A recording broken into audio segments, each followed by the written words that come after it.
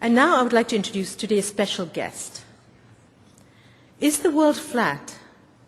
Well, the flat world metaphor, made so popular by Thomas Friedman's recent book, has become almost a commonplace way to describe our new global world model. If the world is getting flat, it's also creating tremendous new opportunities for countries around the globe. In the past months, we've welcomed many distinguished speakers to this podium to discuss Canada's role in the new economy. We've listened to views on how we can best fit into this emerging new paradigm by looking at changes underway in the areas of finance, education, and foreign policy. It's a new world, and it can be exhilarating. As Friedman illustrates, recent advances in technology and business practices have opened the doors of opportunity for innovators and entrepreneurs around the world. Interconnectivity, cooperation, multilateralism, these are all positives fostered by and in turn fostering a flat world, one in which people living in Canada can benefit as much as those living in Nigeria or India. But is the world truly flat? It remains unflat in one fundamental way. There are still very many people getting very sick. Even one of the chief architects of the flat world, Bill Gates, has said, "It's shocking how little research is directed toward the diseases of the world's poorest countries."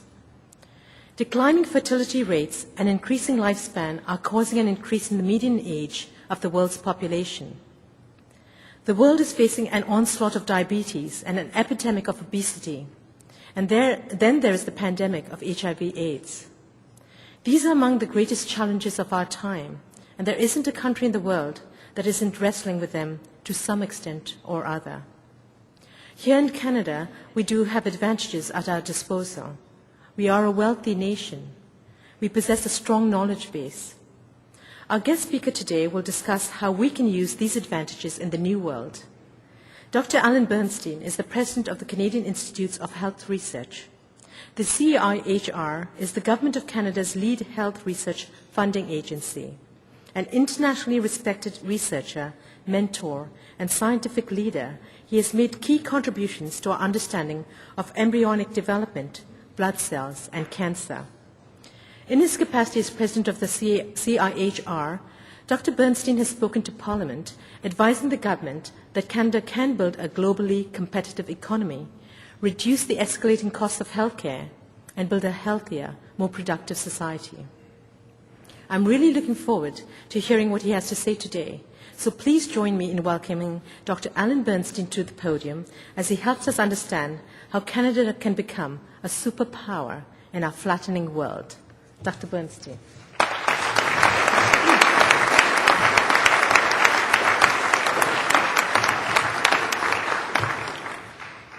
Thank you very much, Noella.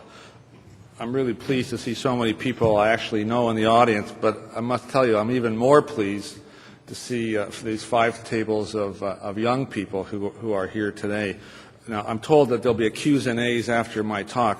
I think what I should be doing is asking the young people who hear the questions and expecting you guys to give the answers when my talk is finished. So you got to pay attention, right?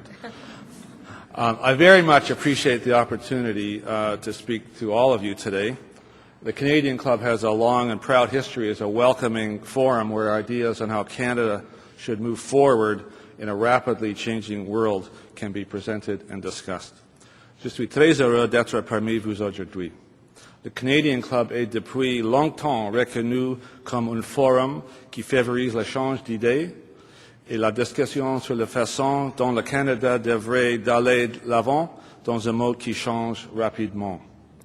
And that's what I'd like to discuss today, how Canada should move forward. What strategy should we adopt in these very challenging and exciting times? The world is changing, as Noella said, at an unprecedented rate. The emergence of India and China as economic powerhouses, new global communication technologies, global warming, the emergence of new infectious pathogens like SARS, something this city certainly is familiar with, the powerful new insights into the workings of the human body are creating tremendous challenges and opportunities for countries like Canada. In a flat world, no country is immune from these global tectonic shifts. We are in a race without a finish line. Let me start by telling you 3 stories. First, 2 years ago, I led a delegation of health researchers to India to discuss the possibility of a research partnership on obesity and diabetes, as it turns out, as you mentioned, Noel. While I was there, I participated in the annual All India Science Congress, an annual meeting of the country's scientists. The meeting was kicked off by the President of India, who spoke for over an hour with slides on everything from space exploration to stem cells to silicone chips. At the front of the immense tent where he spoke sat about 200 high school students who listened intently to everything he had to say. And at the end of the talk, the President gave the students his email address. So I'll give you my email address. And he encouraged them to email him, but on one condition. It had to be a question on science. Story number 2, also about India, later on the same trip. My wife and I had a one-day of sightseeing in Jaipur.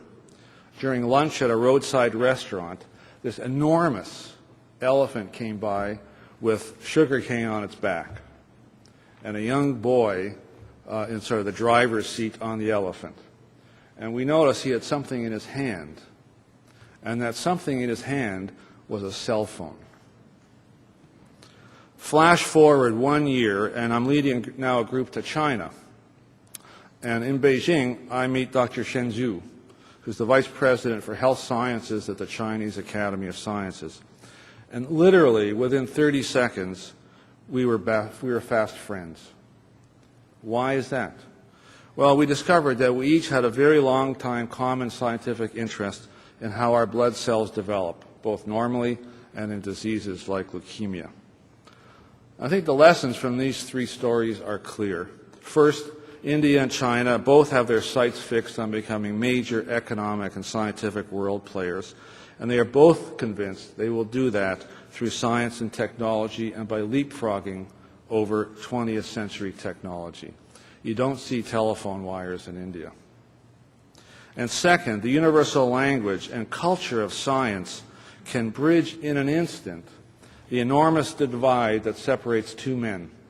One born in a small village in the interior of China, of peasant farmers, and the other born right here in Toronto in a middle-class family. I'm reminded of what Louis Pasteur said over 100 years ago: science knows no country. I'd like to develop these and some other ideas in my talk, and I'll start where I actually know something, and that's about health research.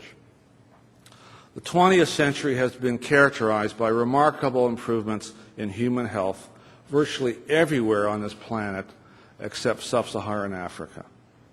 Longevity in the West has increased by almost 2 years per decade for the past 16 decades.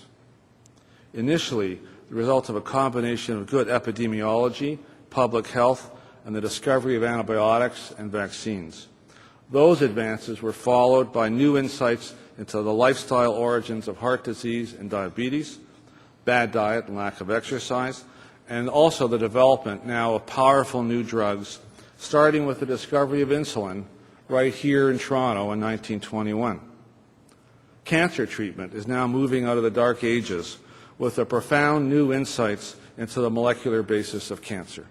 New drugs like Gleevec, Avastin, Herceptin, are not just better drugs. They're a paradigm shift.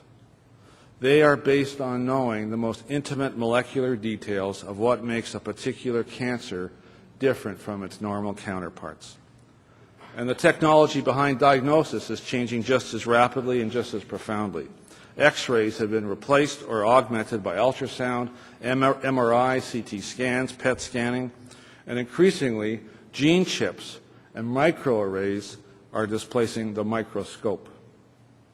This new generation of diagnostics will transform healthcare. It will permit us to prevent or slow down the onset of some diseases before clinical symptoms are even apparent. Diabetes, Alzheimer's, mental illness, heart disease, and some cancers may all become preventable diseases. The sequencing of the human genome has transformed biology and medicine overnight, turning them from a descriptive science into an information science. We are, after all, nothing else but a combination of genetic hardwiring that we inherited from our parents, the millions of years of evolution that molded this information into a coherent and purposeful and highly complex system that is our body, and our experiences, of course, as we go through life. The health research revolution of the 21st century will increasingly be a revolution built on that information, fueled by the new biological insights that give that information coherence and logic. So what lies ahead for health and health care?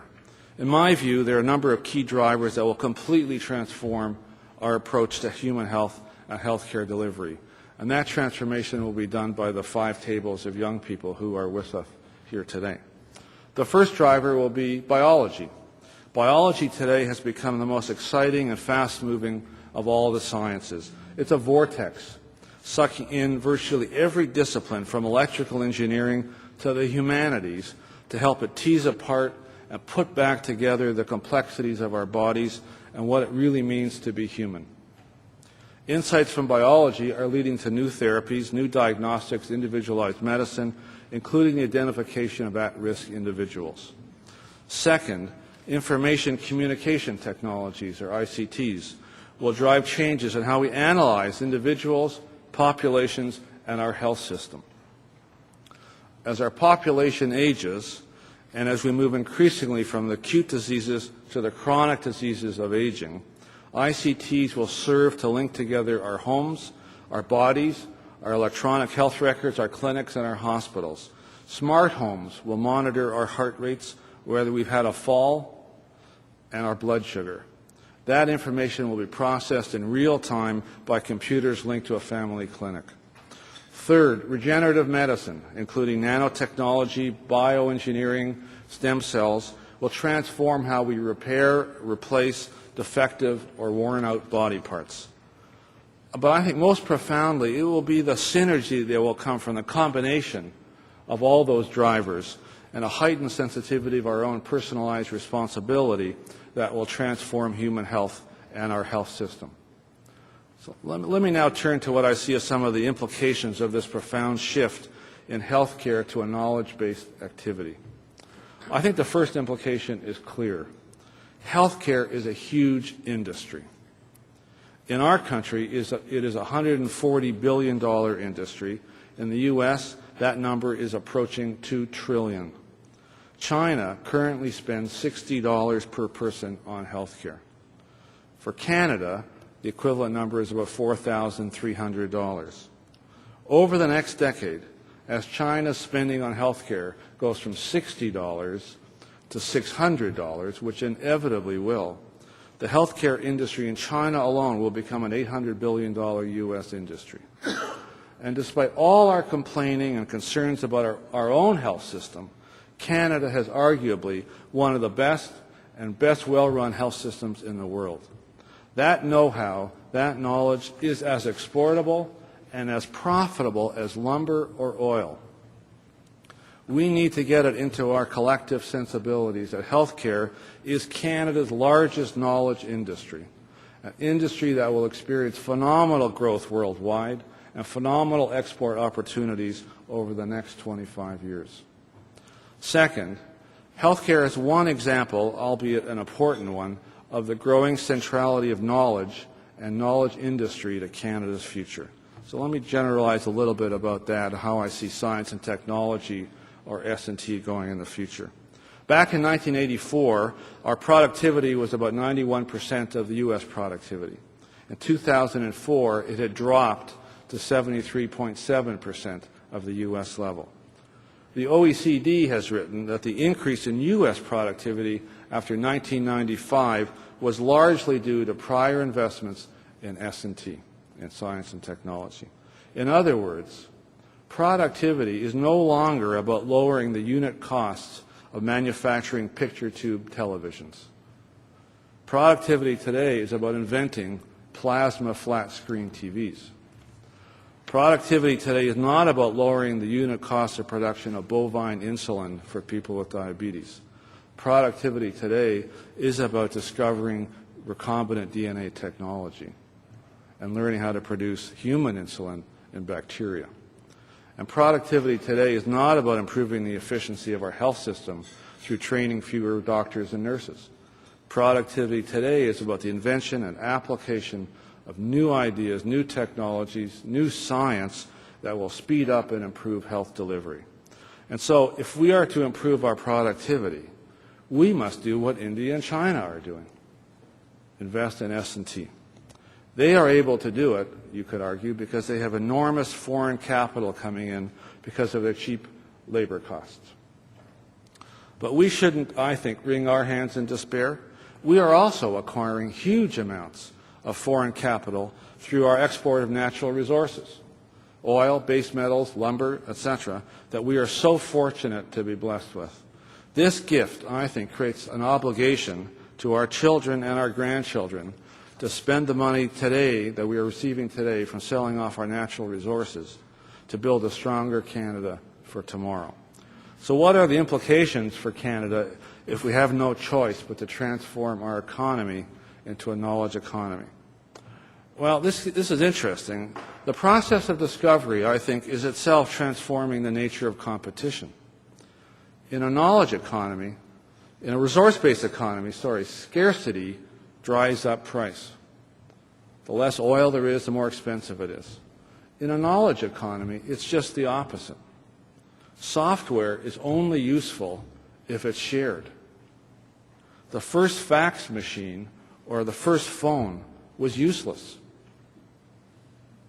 Think about it. In a manufacturing-based economy, companies compete for market share by lowering unit costs, improving delivery times, reliability, post-sale servicing. But in a knowledge economy, knowledge is the most important commodity. And as Michael Gibbons, the professor at the Science and Technology Research Unit at Sussex University, has very articulately pointed out, the ideas or intellectual property generated in one company or one university frequently acquires value only when combined with the ideas from another company. Companies, universities, countries must therefore strike strategic collaborations in an attempt to create those synergies and complementarities that can only come by merging ideas. This new sort of competition is almost always global in scope, for who knows where the best ideas will come from next. And companies that collaborate in one area are frequently competitors in others. And so in a knowledge economy, competition ceases to be static and becomes dynamic, becoming more outward-looking, striking partnerships, building relationships with anyone, anywhere. And so how should we reach out? How should Canada reach out? In my view, we can reach out, form those relationships, those partnerships that are so critical to our future through the two things that I believe transcend political boundaries, language, and culture. And there'll be no surprise to anybody who's been listening to me so far. The first is the universal aspiration for good health. Everyone on this planet aspires to good health. And second, through science, as my China story illustrated. Science diplomacy, or particularly health science diplomacy, will be a powerful way for Canada to reach out to the world. Importantly, it reflects the very best of Canadian values. Our health system, the importance we place as a country on good health, and a publicly accessible healthcare system. Those values, coupled with the exceptionally strong health research enterprise in this country, and the objective, fair-minded meritocracy and universality that characterizes science, will make health science diplomacy as important a diplomatic tool in this century as Pearsonian diplomacy was in the last century. If French was a language of diplomacy in the 18th and 19th century, science will be the language of diplomacy in the 21st century. If we choose, we can become a health science superpower.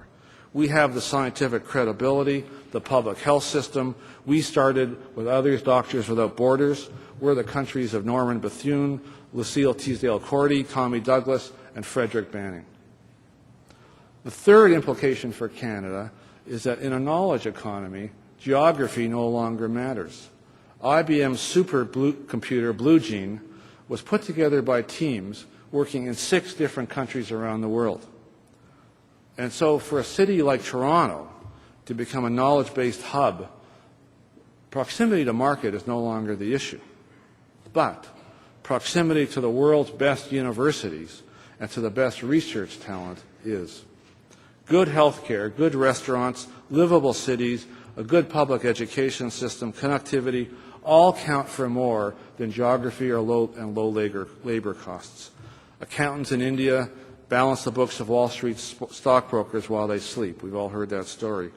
A surgeon in London, Ontario, can perform an operation in Paris using robotics and satellite communications. We are witnessing the death of distance. Fourth, as Richard Lipsey, Emeritus Professor of Economics at Simon Fraser University, has pointed out, economics was called the dismal science because it assumed, like Newton's second law, that the amount of wealth on the planet was constant. So if I get richer, someone here is going to have to get poorer. We now know, of course, that that's not true. The emergence of India and China as economic superpowers is not threatening the wealth of other people on the planet. On the opposite, it's creating fantastic new economic opportunities for everyone, including countries like Canada. New science is creating that new wealth. And there seems to be no end to new knowledge. Knowledge is not like oil or a piece of capital equipment. Knowledge is not used up, worn out, or consumed. Knowledge and new ideas are different. The more you use them, the more valuable they become. I've already touched on a number of factors: the changing nature of competition, the death of distance, the need to be outward-looking, the common language of science diplomacy, and the opportunities that science and technology is creating for everyone. Let me add just two more points. A successful knowledge economy requires not a well-educated workforce. It requires a highly educated workforce, a workforce that is trained in science and engineering. In the knowledge economy, highly trained scientists and engineers are what The Economist magazine recently called the hottest commodity on the planet. And so we need to place much greater emphasis and resources on early childhood education, and we need to turn young people onto science and mathematics. I hope you're all turned on to science and mathematics.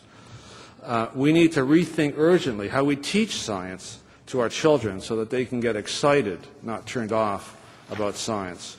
So not only do we have to teach our children, we have to keep them here. We have to attract the world's top scientific talent. Because talent, unlike trees, wheat, oil, or metal, is mobile. Talent will move to where the action is. Second, in Canada, we have focused appropriately so on free trade agreements with various trading partners. And Noella mentioned a talk coming up on free trade. But in an S&T-driven world, free trade has very different consequences than in a commodity-driven world. Free trade in a knowledge economy is about removing the barriers to the movement of people, ideas, venture capital, drug approvals. We need to start thinking about those consequences if we want to build a knowledge economy. To me, science is not about memorizing the periodic table or the parts of a frog, which is what I had to do when I was in high school. Science is a process. Science is simply the most powerful way of looking at the world. It is quite simply also the best way that humanity has come up with to solve important problems. Indeed, some of the greatest opportunities for economic progress will come from helping the world solve its biggest problems: human health, energy, the environment, building sustainable cities. In a speech to the Royal Society in Oxford in November, entitled "Britain's Path to the Future, Lit by the Brilliant Light of Science," British Prime Minister Tony Blair said, and I quote, "Think of the big questions of our time: climate change, the spread of infectious diseases, a safe water supply, biodiversity, terrorism. We need to consult the scientists on every one. If you want to change the world, become a scientist." Unquote. Science is now too important to be left just to the scientists. This means that scientists in our great universities, like the University of Toronto and Ryerson University here in Toronto, cannot be detached from the society that supports them. We need to build new relationships between our universities and the private sector that respects the cultural differences, the differences in values, the differences in mission between the public and private sectors, but still allows strong, well-traveled bridges to be built between them. That's what science and innovation is all about, discovering and applying new scientific ideas, new knowledge to change the world. Real cutting-edge research, though, is tough to do.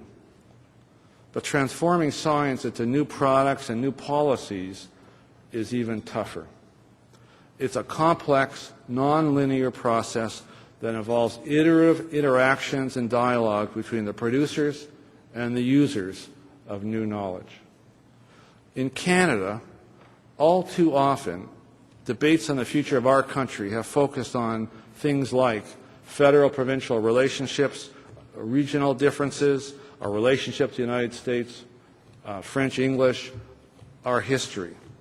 But I suggest that, as important as those topics may be, to see our future, we need to stop looking in the rearview mirror. We need to start looking forward. We need to start discussing Canada's role in a world that's driven and shaped by science and technology. So let me finish up. I said at the beginning of my talk that Canada is in a race without a finish line. It's a race to build a nation that provides rewarding, challenging careers for our children, that has a sustainable, affordable healthcare system, a leading-edge education system, a strong social net, and that's a paradigm for the planet. To do all of that, we're in a race to generate new ideas and to transform those ideas into economic advantage. So I believe Canada can win that race.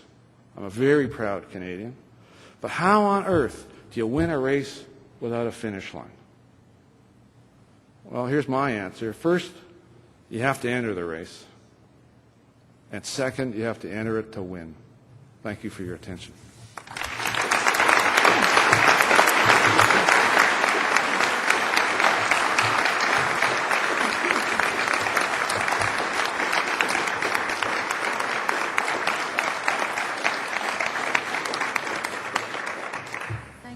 We're not going to give you a break. We're going to ask you a bunch of really good questions.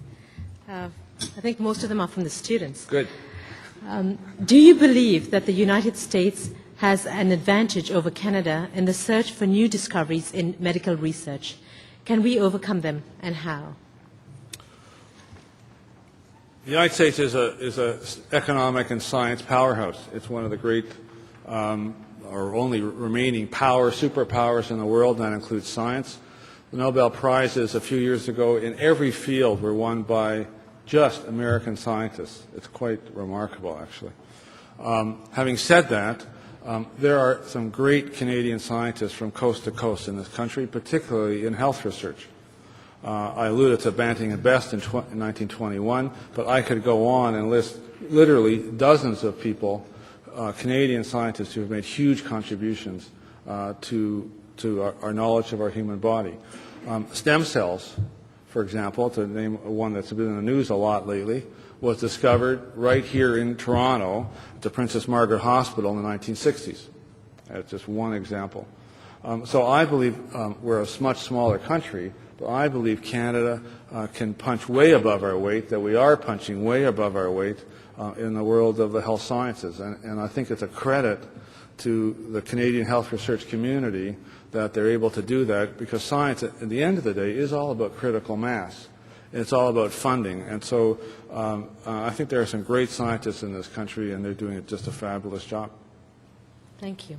Well, you mentioned the word funding, so my next question is perfect. The recent federal budget projects record levels of spending as a result of major budget increases in many areas. The CIHR sought a $1 billion increase and received less than $50 million. Why is Mr. Harper's government failing to make the necessary investments in health research? Well, that must have been Dr. Chris Page who asked that question. A couple of answers to that question I could give. The first, of course, is for a research funding agency like CIHR, you never have enough money. You just never have enough money. That's a given. That's number one. Number two, I think you have to look at the big picture. When CIHR started, the day I started as the inaugural president back in 2000, the budget for CIHR was $360 million. It's now, in comparable numbers, $775 million less than 7 years later. That's number one. Number two, in addition to that direct cost for research, universities are now receiving well over $100 million in indirect costs for health research, and there's Canada Research Chairs that go along with that as well. The NCE, Networks of Centers of Excellence program, et cetera, et cetera. So would have I liked more money in this budget? Absolutely. I look at it as a sort of a window. There's a tremendous increase. And I think we will continue to work with this government to convince them of the importance of science and technology. And I think it's a job for all of us who care about Canada. I guess that's been the message of my talk. Thank you. I think we have time for one more question. India and China both graduate a lot more scientists and engineers than Canada. If science is the opportunity, how do we get more students in the sciences? I think we get more students in the sciences by trying to turn kids on to science. I think we need to, and not just, this is not a problem that's unique to Canada. I think every country, United States, the UK, Australia, have exactly the same problem. I don't think we know how to teach science properly to young kids. We do teach it, as I alluded in my talk, we teach it as a bunch of facts, as opposed to really a very exciting way of trying to figure out what's going on in the world. And so I think we need to rethink that. I think we need to recruit outstanding teachers to teach science. I think we have to probably double or triple the salaries we're prepared to pay public and high school teachers to do it properly. I think we need to support our universities at a much higher level than we're doing today. We need to put our money where our mouth is in terms of the importance of science and technology to our country. And kids are, of course, are natural scientists. You know, when you have a 1-year-old or a 2-year-old, which Allison's going to have shortly, running around, you're constantly telling them not to do that or not to do that. Don't go near the stairs. Don't touch that hot kettle. Don't do that. Kids are naturally exploring the world around them. And as adults, we're constantly trying to convince them to stop doing that. And so I think somehow we've got to keep them safe, but somehow we have to turn that around and encourage the innate curiosity that we all are born with about the world and translate that into pedagogy in our schools. Thank you very much.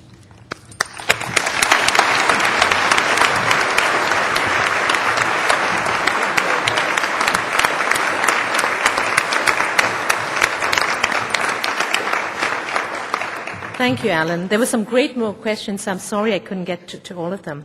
I'm now going to ask Alan Udette, President-elect of the Canadian Club, to thank Dr. Bernstein on our behalf. Alan? Thanks. I'm very pleased to have the opportunity to thank Dr. Bernstein for joining us today and for reminding us of a pretty basic truth. A Nobel laureate and Canadian, John Polanyi, once called science the most important thing in the 20th century. He went on to say that young people often ask him in Canada as a country if they were serious about science. And they aren't thinking about passport that they will hold, he said of these young minds, but the country that they must rely on to support or to have support and encouragement. The basic truth is even more relevant to Canada in the 21st century. Disease knows no boundaries, as you commented, and neither does scientific study. The world we now live in presents many challenges, but these challenges should be seen as an opportunity for a country like Canada. In his thoughtful and fascinating and sobering remarks, Dr. Bernstein has reminded us of the importance of focusing on scientific research. He has reminded us that we have an extraordinary luxury in this country, that we have the knowledge and the resources as a society to focus on science and good health. And he has reminded us, most important of all, that we have both an opportunity and an obligation to become international leaders in the area of health science and research. We owe it to ourselves and to our children to do so, and we owe Dr. Bernstein a gratitude. Thank you.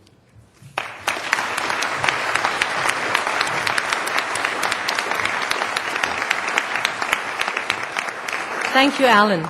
Thank you all for coming today. This meeting is now adjourned.